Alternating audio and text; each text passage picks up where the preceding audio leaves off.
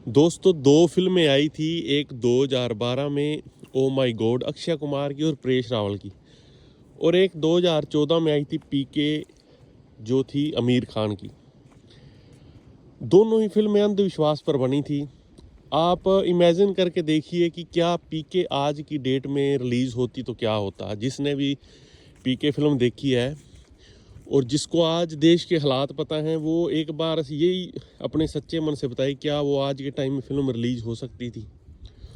और दूसरी तरफ एक ओ माई गॉड फिल्म है जो एक अंधविश्वास के ऊपर ही आधारित थी, और अक्षय कुमार ने उसमें लोगों को जगाने का काम किया था, परेश रावल ने। और आज अगर हम अक्षय कुमार जिस हिसाब से बीजेपी की चमचागिरी कर रहे हैं, उस हिसाब से आज वो अपनी फिल्म को ही गलत साबित कर देंगे। और आपने देखा भी होगा कि ये फिल्म कभी भी आपको किसी चैनल पर ज़्यादा देखने को नहीं मिलेगी। ये होती है कि एक गट्स होते हैं कि जो आदमी सही को सही और गलत को गलत कह सकता हो। लेकिन आज सब कलाकार हों, बिजनेसमैन हों, पॉलिटिशियन हों, सब दरबारी बन गए हैं। सब जो पॉलिटिशियन का दरबार है, जो सरकार का दरबार है, उसके सब दरबारी बन गए हैं। उसमें बड़ी लंबी लिस्ट है। चलो, पॉलिटिशियनों का तो एक रिकॉर्ड रहा है, उनकी तो एक फितरत है। जैसे कह रहे हैं ना कि सांप की फितरत है डंक मारना, वैसे पॉलिटिशियन की तो फितरत है कि वो तो अपने हिसाब से पार्टियां चेंज करते रहते हैं। जब उनको पता है कि मलाई खाने का टाइम अब एक पार्टी से निकल गया तो वो दूसरी में चले जाते हैं। उसके सैकड़ों उदाहरण है, उस पर हम बात नहीं करेंगे, क्योंकि उनकी आइडियोलॉजी है जो वो कुछ भी नहीं है। पॉलिटिशियन की आइडियोलॉजी है वो सिर्फ और सिर्फ सत्ता का सुख भोगने और पैसे कमाने तक है। लेकिन जो कलाकार होता है, असली कलाकार, वो जो कलाकार होता है उसकी एक क्रिएटिविटी होती है। अब जैसे उस टाइम पाखंडवाद पर जिसने फिल्म देखी उसको लगा कि हाँ है पाखंडवाद, और जो असली पाखंडवाद है वो अब जो उन स्टोरी में दिखाया गया था, अब वो सिर चढ़ के बोल रहा है। आप देख ही रहे हो कि जितने बाबा हैं आज उनके मज़े हैं। सारे बाबा, कोई बलात्कारी है, कोई मर्डर है, सब बेल पर भी बाहर आते हैं। सब कईयों का तो पता ही नहीं चलता, क्योंकि अब यहाँ पर अगर आपको अपना न्याय लेना है तो आंदोलन करने पड़ेंगे। अब बात जात पात से भी ऊपर निकल गई है। पहले जो एक नेशनल लेवल पर जो चलता है वो है हिंदू मुस्लिम हेट, कि आप हेट कीजिए और पोलराइजेशन कीजिए। लेकिन अब बात उससे एक अलग निकल चुकी है। वो ये है कि अब जो हिंदुओं पर अत्याचार हो रहे हैं और हिंदुओं द्वारा किए जा रहे हैं, उसमें भी एक क्लास आ गई है। उसमें भी एक जो बड़ी क्लास है, जो पॉलिटिशियनों की क्लास है, जो बिजनेसमैन की क्लास है, वो छोटे जो बीजेपी के वर्कर हैं उन पर ही हावी हो रही है। इसके उदाहरण है, कई उदाहरण हैं। एक तो अभी जो उत्तराखंड में अंकिता भंडारी केस चल रहा है, उनको अभी तक कोई न्याय नहीं मिला। और लोग इवन इस बार तो कुछ मैं देख रहा था कि पुलिस वाले भी जो है वो लड़की के फेवर में आ गए। उन्होंने भी रिज़ाइन दे दिया है कि हम इस जो तंत्र है, जो भ्रष्टाचार का, हम इससे शर्मिंदा महसूस कर रहे हैं अपने आप को, और हम इस्तीफ़ा दे रहे हैं कि हम एक लड़की को, उस राज्य की बेटी को न्याय नहीं दिला सके। वैसा ही पीछे हुआ मनीषा हत्याकांड हरियाणा में, यूपी में जो अभी उन्नाव रेप पीड़ित है। मतलब आप जो मामले मीडिया में आ जाते हैं और उन पर तो कुछ ना कुछ थोड़ा बहुत संज्ञान लिया जाता है, वो भी आंदोलन करके, लेकिन दूसरे मुद्दे वहीं के वहीं दब जाते हैं। और मैं बात कर रहा था जो कलाकार हैं, जैसे एक कुमार विश्वास हैं, जिनके आप पीछे जितने भी आप उनके प्रोग्राम देखो, उसमें वो बीजेपी पर बड़ा तंज कसते थे, मोदी जी की पॉलिसियों पर, और जितने भी जो, क्योंकि एक कलाकार का काम होता है समाज को आईना दिखाना। जो गलत चल रहा है उसका, जो चाहे वो कांग्रेस के टाइम में हो, और ये पार्टियां सब एक हैं।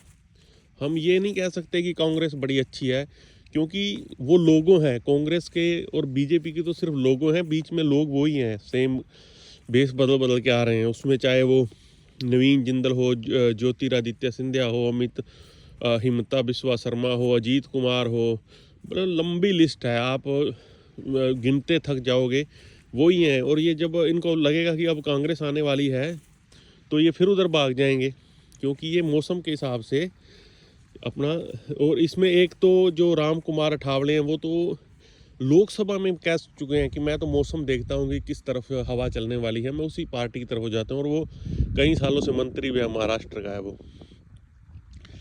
तो कहने का मतलब ये है कि जो कलाकार थे जिन्होंने उस टाइम पीके फिल्म बनाई, पीके में उन्होंने बड़ी सच्चाई बताई और हो भी रहा है, लेकिन उस टाइम अगर वो रिलीज़ तो हो गया, लेकिन इस टाइम अगर रिलीज़ होती तो आप सोचो कि ये कितने दंगे। अव्वल तो ये फिल्म रिलीज़ होने नहीं देनी थी, जो हमारा आज का आपको पता ही है क्या चल रहा है भारत में।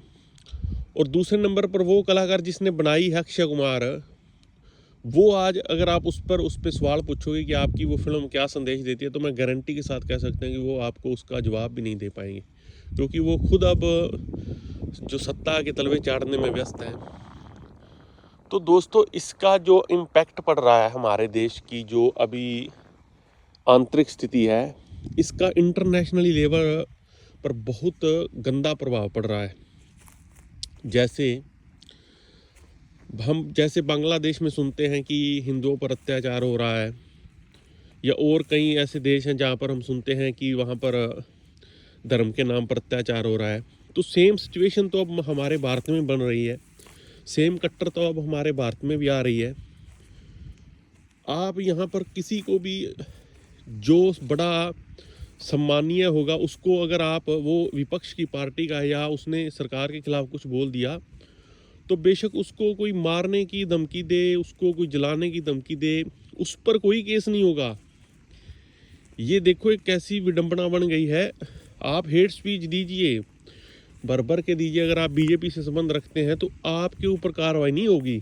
जो आपसे सवाल पूछेगा, जो आपको कटघरे में खड़ा करेगा, उस पर कार्रवाई होगी। ये एक ऐसी मानसिक स्थिति हमारे देश की बदल रही है, क्योंकि जो युवा हैं वो रील बनाने में मस्त है। उनको तब पता चलेगा जब उन पर गाज गिरेगी, क्योंकि अभी वो जो लोग हैं, सोचने वाले लोग हैं, वो बहुत कम है। और जो लोग अभी इंटरनेट की दुनिया में व्यस्त हैं, या कि जो हमारे देश का मान लीजिए आईना है, जैसे मीडिया होती है, उस पर ऐसी प्रोपोगंडा चलाया जा रहा है कि जो सभी लोग हैं वो यही सोचते हैं, लेकिन ये चीज़ गलत है। लोग 99% लोग, आप रैंडमली लोगों के पास जाइए, पूछिए कि आप आज देश की स्थिति के बारे में क्या सोचते हैं, तो लोग बड़े आपको मतलब सटीक जवाब देंगे कि कोई हिंदू मुस्लिम नहीं होना चाहिए, क्योंकि देश की जो आंतरिक स्थिति है, जो देश आंतरिक रूप से मजबूत है वही देश इंटरनेशनली रूप में भी मजबूत है। ये एक सच्चाई है। और कितना मतलब लोगों में प्यार इत्तेफाक था, जो पहले भारत में आप कहीं भी घूमने जाते थे तो आपको होते रहे हैं, पॉलिटिशियनों के द्वारा ही दंगे भी होते रहे हैं, सब कुछ होता रहा है, लेकिन ऐसी नफरत जो अब गली गली में पहुंच चुकी है, ऐसी नफरत नहीं थी। क्योंकि एक चीज़ का बड़ा ध्यान रखना ज़रूरी है कि उस टाइम सोशल मीडिया नहीं था। उस टाइम जो चीज़ थी वो वहीं पर रह जाती थी दब के, लेकिन अब सोशल मीडिया है। अब उसका हमें हिसाब लगाना पड़ेगा कि हम ये एक बारूद जो है वो बना रहे हैं, हम एक ज्वालामुखी तैयार कर रहे हैं, जिस पर आग लगाते ही बहुत दूर तक इसकी लपटें जा सकती हैं। क्योंकि सोशल मीडिया है, लेकिन हमारे देश के जो मूर्ख जो राजनेता हैं, वो अभी भी सत्ता के सुख भोगने के लिए हम पूरे भारत को बलि देने के लिए तैयार है, पूरे भारत को साग में झोंकने के लिए तैयार है। तो दोस्तों, ये हमें खुद जागना होगा, हमें खुद विरोध करना होगा ऐसे मानसिकता के लोगों का, पार्टी से ऊपर उठकर। हैं सभी एक, मैंने पहले भी कहा, कांग्रेस हो, बीजेपी हो, सब एक हैं।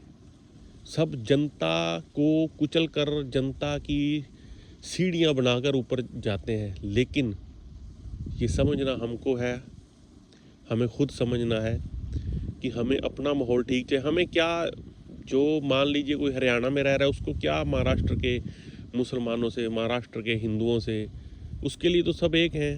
वो तो जब मान लीजिए कोई हरियाणा का, पंजाब का, दिल्ली का घूमने के लिए जाता है तो उसके लिए सब एक हैं। उसने वहाँ की जो एक बार शायद ज़िंदगी में जाना है, उसके बाद उसको क्या पता वहाँ पर क्या है क्या नहीं।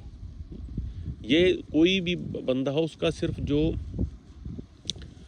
उसके जो करीब होते हैं वो सिर्फ 100-150 लोग होते हैं जो उसकी ज़िंदगी में अदर कास्ट के होते हैं। और 100-150 में मैं गारंटी दे सकता हूँ जो उसके निजी तौर पर होते हैं वो सब के साथ उसका अच्छा व्यवहार होता है। लेकिन हमें एक नफ़रत, अजीब तरह की नफ़रत हमारे देश में भरी जा रही है कि अगर आप रह रहे हैं राजस्थान में आपको नफ़रत होगी बिहार से, अब आप बिहार में रह रहे हैं आपको नफ़रत होगी महाराष्ट्र से, महाराष्ट्र वाले को नफ़रत होगी केरल वालों से। ऐसा जो चीज़ है वो चीज़ भरने की कोशिश की जा रही है जिसका कोई मतलब नहीं है, जिसका कोई औचित्य नहीं है।